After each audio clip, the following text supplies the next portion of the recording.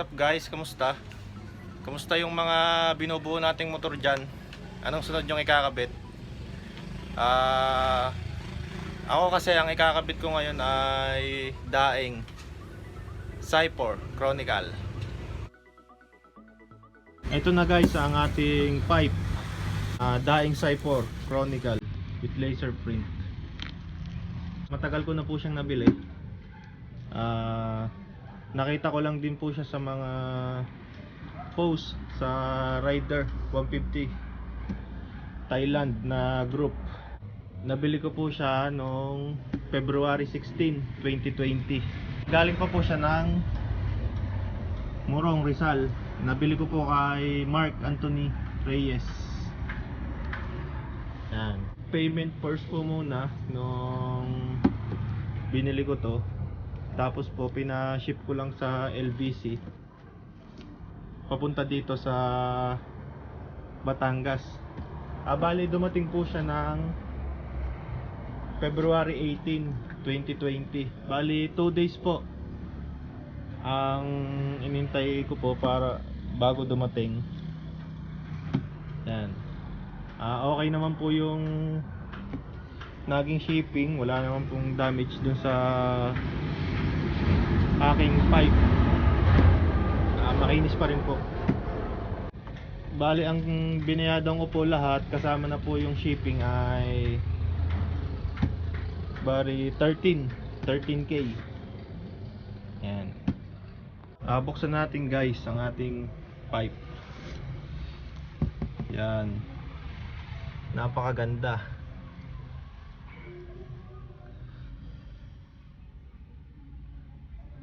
Daing. Pati po yung pagkaka-welding.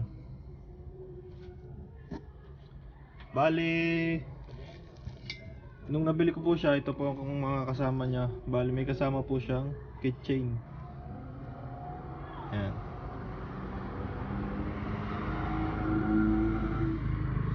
Saka tatlong spring.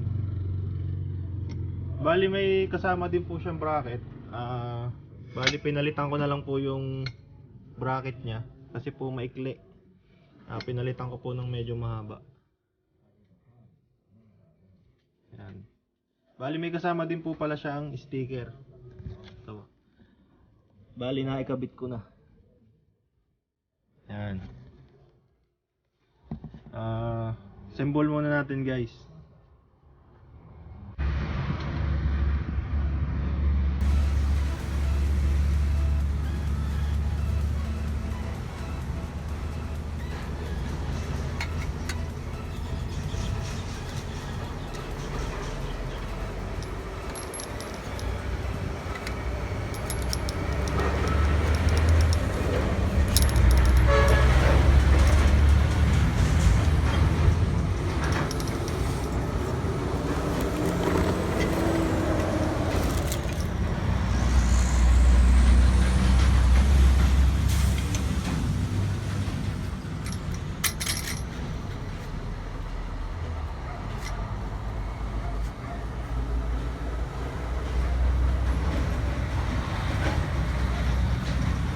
Bali guys, yung spring mamaya na nating ikabit pag nakakabit na sa motor yung ating pipe para mas madali.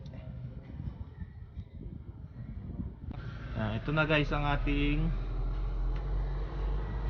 daing Cypher Chronicle. Bali nahirapan ako guys sa magpasok sa mga dugtungan niya.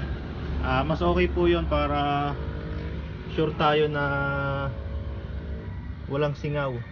Mas okay po yung medyo skip. Yan. Kabit na natin guys. Bago natin ikabit guys, gusto ko lang i-share sa inyo ang ginamit kong tornilyo para kahit magkalas kabit ako ng tambutso, hindi malolostrad yung ating head o mapuputulan ng tornilyo. May ibang case kasi sa FB, nakikita ko sa mga group, napuputulan sila ng tornilyo pag gamit nila yung stock na tornilyo ng Rider 150. Bali pinapamachine shop pa nila para matanggal.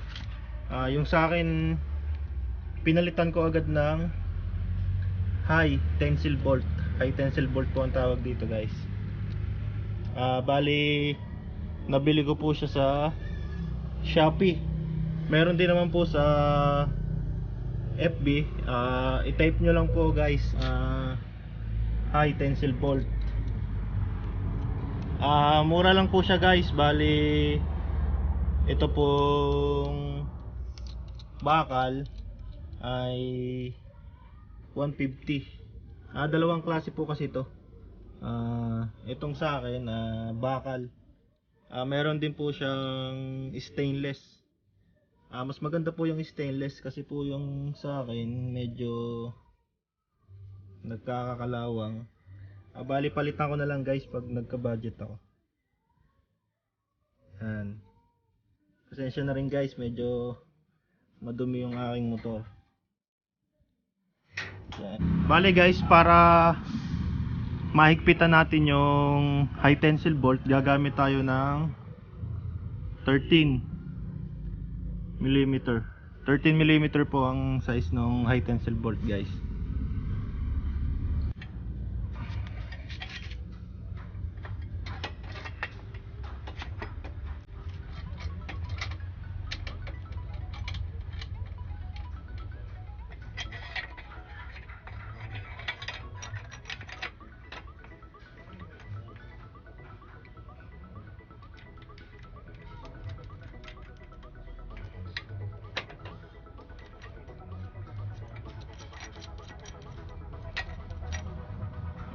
Bali guys, yung ginamit ko pong bolt dito sa bracket ay yung stock lang galing dito sa angkasa natin.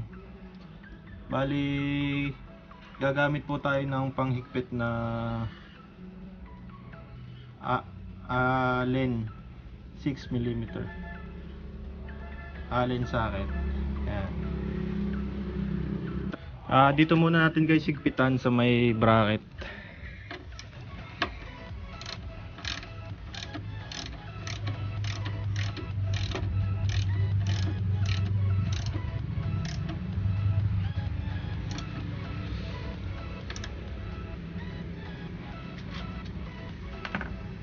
Isunod natin guys yung sa may engine.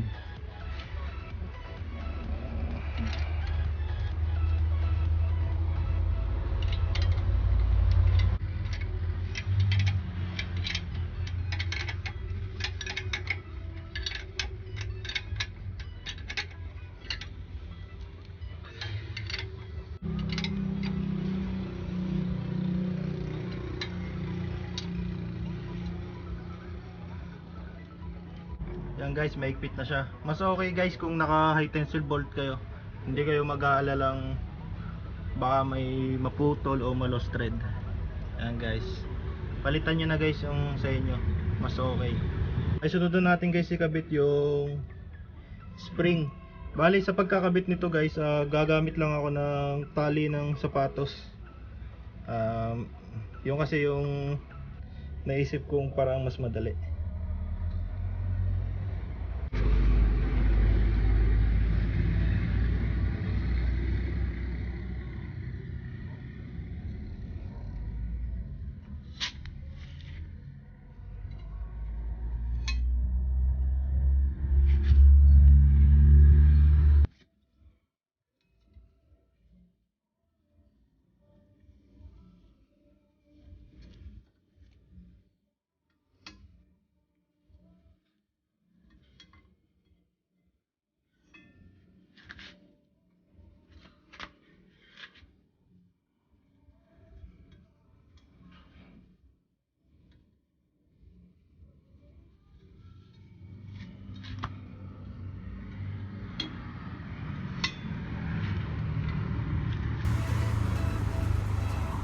Naikabit na natin guys. Sound check na natin.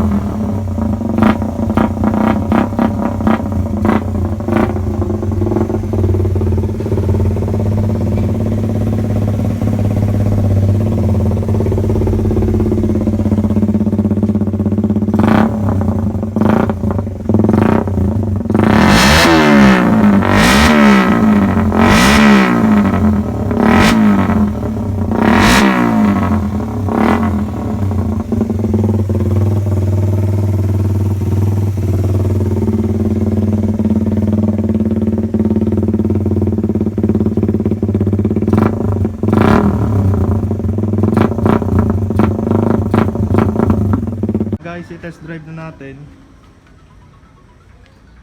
Bali guys, pagpasensyahan nyo na kung medyo malikot yung gagawin nating road test video. Kasi yung gamit ko cellphone lang po. Bali isisipit ko lang po siya dito sa may bayawang ko para makuhanan po guys. Yan. Bali test drive na natin guys.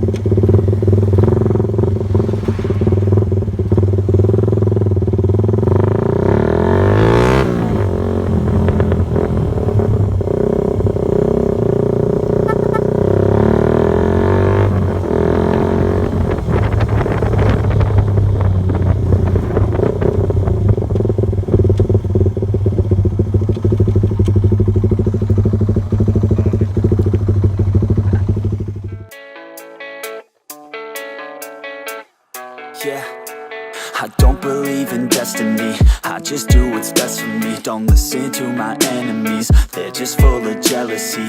Yeah, this legacy, you gon' see what's left of me. You gon' see success in me. You ain't ain't seen the rest of me. I just wanna be the best at what I know, better than the rest, just watch me grow. Put me to the test and watch me go. This is my quest, I'ma make it known. They call me obsessive, oh I know. Call me selective with my notes, call me aggressive with my flow, call me offensive even though Joe, I ain't gonna lie, life's tough. Try to get by, life's rough. Try to do it right, it's not enough. Even though you try, you still mess